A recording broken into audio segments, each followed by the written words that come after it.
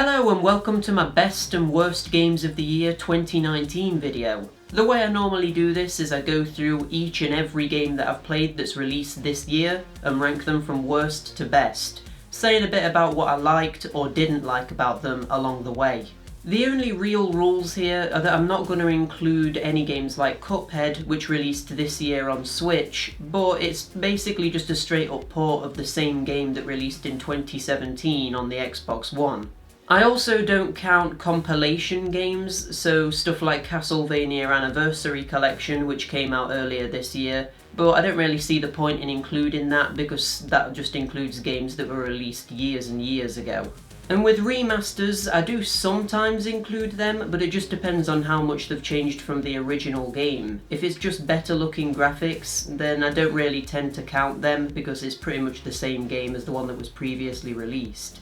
Anyway, enough preamble, let's get this show started.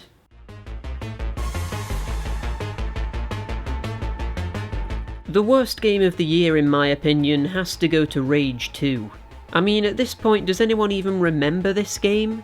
It boiled down to being just yet another by-the-numbers, open-world, first-person shooter hybrid that just had a real lack of identity or anything to properly set it apart from anything else. Not only was it boring and forgettable though, but it also ran extremely poorly on the base PS4, having some of the worst texture popping I've ever seen in a modern game, and some of the sound design was horrendous. The marketing for this game makes it look really zany, colourful and fun, but in actuality, it's about as boring as it gets.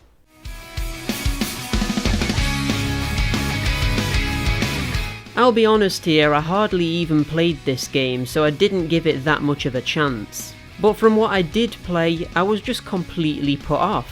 I didn't like the idea of the team mechanic being forced on you through the whole game. There was a real lack of characters, and I think it was the total wrong decision to base the entire game around Sonic instead of Sega as a whole, like they did with the amazing Sonic and All-Stars Racing Transformed. The issue with this game is that it feels like a downgrade in almost every single way to the game that came before it, and with another highly anticipated kart racer coming out at around the same time as this game, there was no reason to have any interest in this one.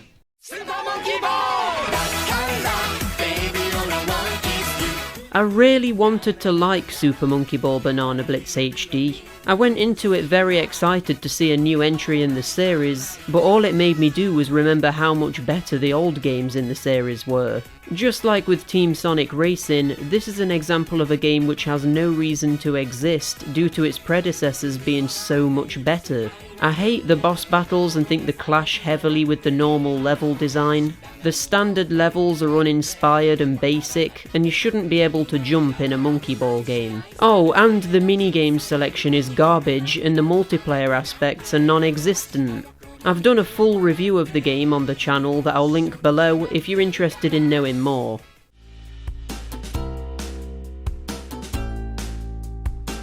I feel like a new genre is going to emerge after the success of Overcooked, called the Overcooked clone, and Tools Up is one of the first games that will be put into that category. Another upcoming one is Moving Out, which is coming in 2020 and is published by Team 17, the same people who publish Overcooked, which is interesting. But this isn't about those games, this is about Tools Up.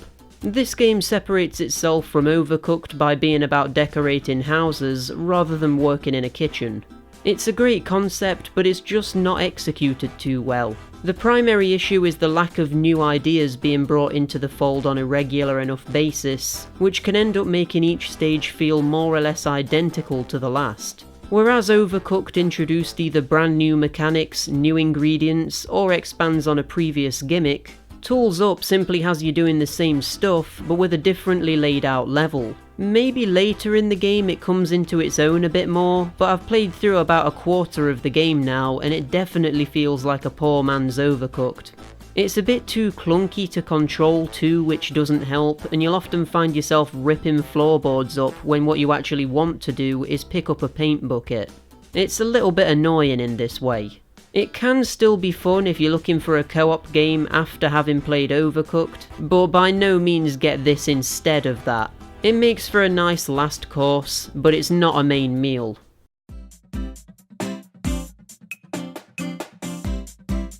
I don't really know why I got this game. While I appreciate that it's a good game and gives you all the tools you need to make some insanely creative Mario levels, it just isn't for me. I got Super Mario Maker 1 and hardly touched it, and then I went into 2 thinking that I would give it a better go this time, but the exact same thing happened. I only played it once or twice. I think the thing is that creating Mario levels just doesn't give me much creative fulfillment personally, and it also seems that the majority of levels people make are either insanely difficult or have more of a puzzle focus, and it ends up not feeling like an actual Mario game at that point. But hey, that's just me, maybe I just need to give it more of a chance.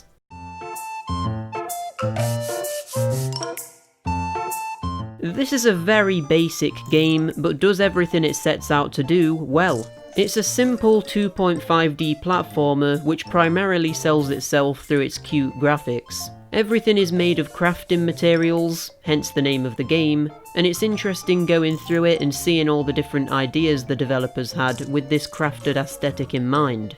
It's short, it's basic, but hey, it's also fun. You don't need to reinvent the wheel with every game you make, I guess.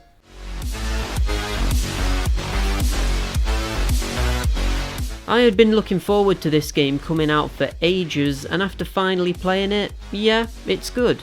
I feel like the major disappointing thing about this game is that despite how smooth the action looked in all of the trailers, seeing this guy riding a skateboard, kicking it at an enemy's head before dual-wielding oozes and mowing down surrounding opponents, it just didn't feel all that smooth to actually play because the controls just don't feel all too natural. When you get over the initial learning curve, it's a lot more manageable, but I still found myself not taking full advantage of the moves available to me because I didn't want to be fumbling around with the controller.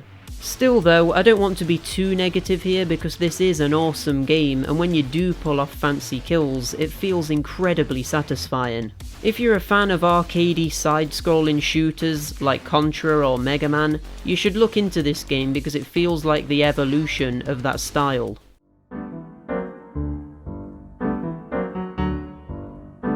This was the game everyone was talking about for a while, wasn't it? And it's easy to see why, because who doesn't want to be a goose and mess up some people's days? I really like this game, but I have to be honest, I'm surprised it has as many glowing reviews as it does, because to me, this really feels like a very niche kind of game. It's basically a puzzle game where you need to check off things on a to-do list by interacting with objects and people and causing chain reactions to create chaos while achieving your goals. It incorporates elements of stealth too, which is great, and it has a good sense of humour.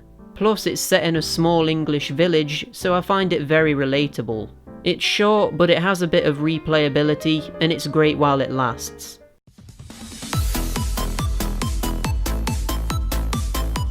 I feel like this game came out much more than a year ago, but no, it apparently came out this year.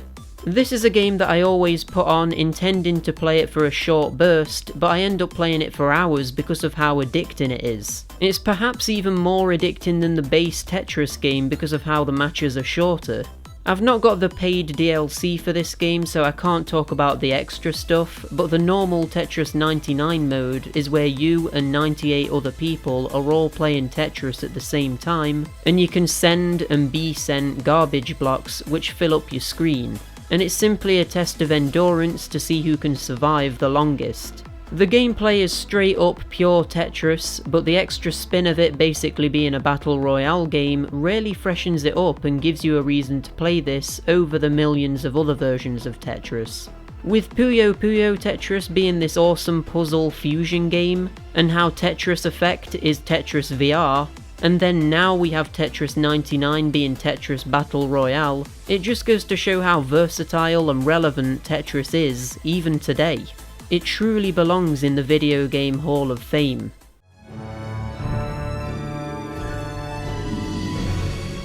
This is another game that I've done a full review on, so if you're interested in my full thoughts on this one, give that a watch, a link will be in the description.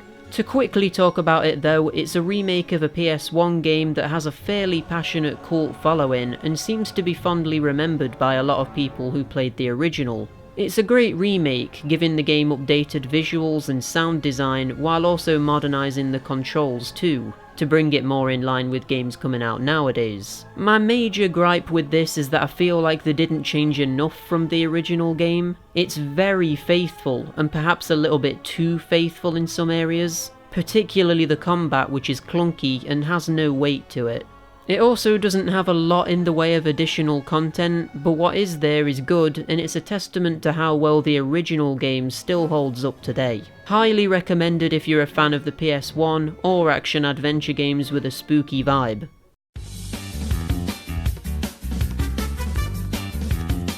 This is where the high tier games on the list start, because this game is pretty damn incredible as far as remakes go, and the thing that continuously impresses me with this is the amount of post-launch support it's had in terms of additional content, fixes and balancing. This is some of the best support I've ever seen a game receive after its initial release, and it's created a situation where the game just keeps getting better every single month with the start of each new season. Aside from the continuous updates though, just the standard game is awesome, being a remake of not only my favourite kart racer ever, but my favourite racing game period. While I argued in my review of the remake, which again will be linked in the description, that the original was still better in some ways, with all the additional content, the updated graphics, the remastered soundtrack, the new characters and tracks, and perhaps most importantly of all, the online mode, it's becoming more and more difficult to justify that argument. This could well be the best racing game ever made in my opinion, and if you've not played it by now, you're missing out. I can't recommend it enough. In terms of multiplayer games, this is easily the game of the year, but its single player mixed together with the multiplayer aspects is what makes this so good.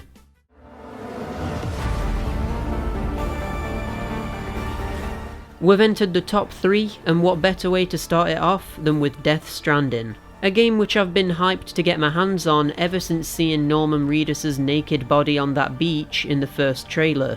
I really probably don't need to say anything about this, by now everyone knows what it is, but basically you play as a guy who makes deliveries across a post-apocalyptic wasteland that's been torn apart by terrorists, rain that rapidly ages everything it touches, and spooky ghosts. The core gameplay is really simple and never really deviates from this concept, which I think has led to some people to disregard it as being boring and tedious. But there's a beauty in knowing that with each and every trek to make a delivery, something new and unexpected could happen to cause your plan to go astray.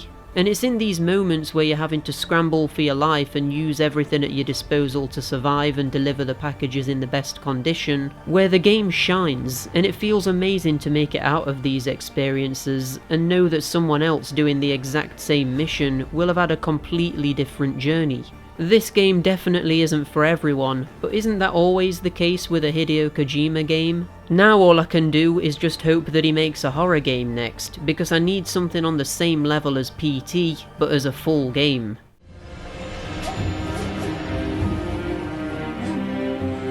I think it's incredible that with each and every new Souls-like game that From Software make, they somehow make them feel so distinctly different from each other, despite following the same philosophy and structure. First there was Dark Souls, or Demon Souls if you want to be pedantic, which laid the groundwork and focused on taking things slow and defensively. Then there was Bloodborne, which was much faster paced and aggressive, with an emphasis on parrying over straight up defense. And now there's Sekiro, which is even faster and even more aggressive and has an emphasis on exploiting enemy weaknesses. Even after having played Dark Souls and Bloodborne many times, I still got utterly annihilated by Sekiro at the start.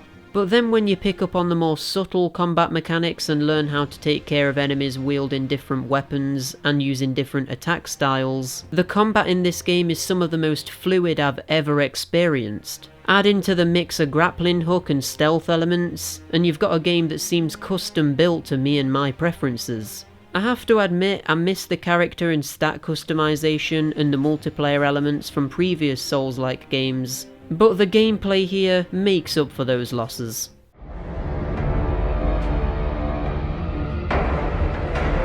And here we are, my game of the year 2019 is the remake of Resident Evil 2.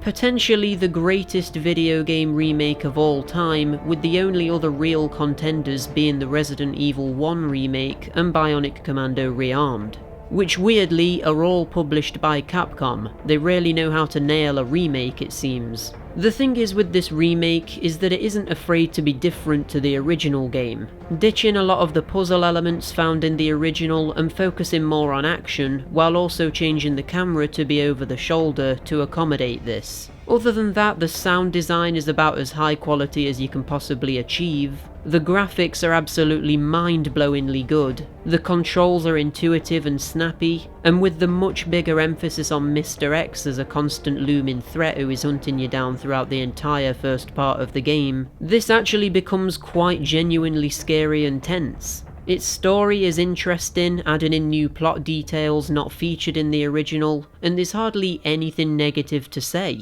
Plus, with the free DLC, extra modes and 4 story campaigns, you're getting a lot for your money too.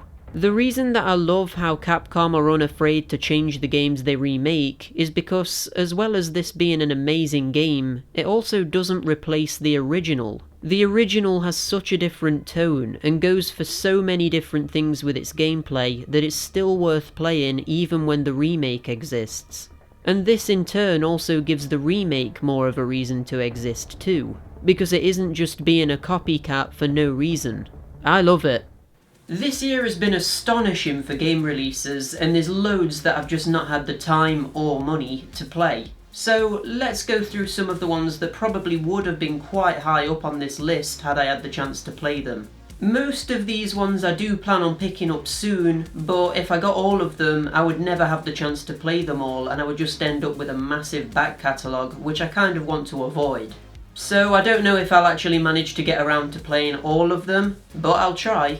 So there's Luigi's Mansion 3, New Super Lucky's Tale, Yooka-Laylee and the Impossible Lair, The Legend of Zelda Link's Awakening, The Dark Pictures Man of Medan, Ring Fit Adventure, and Katana Zero. Either way, that's the end of the video. I hope you've enjoyed it, and like I say, if there's any of these games that I've done a review on, I'll put those links in the description below for you to click if you want to know more about them. Of course, let me know in the comments what your favourite and least favourite games of the year are. I'm always interested to get other people's opinions because I know I'm not the only one out there with an opinion. Don't forget to subscribe if you did enjoy the video because it really helps me out with the whole YouTube algorithm thing and just getting me motivated to make more videos too. But anyway, that's about enough from me, and I'll see you in the next video. Bye!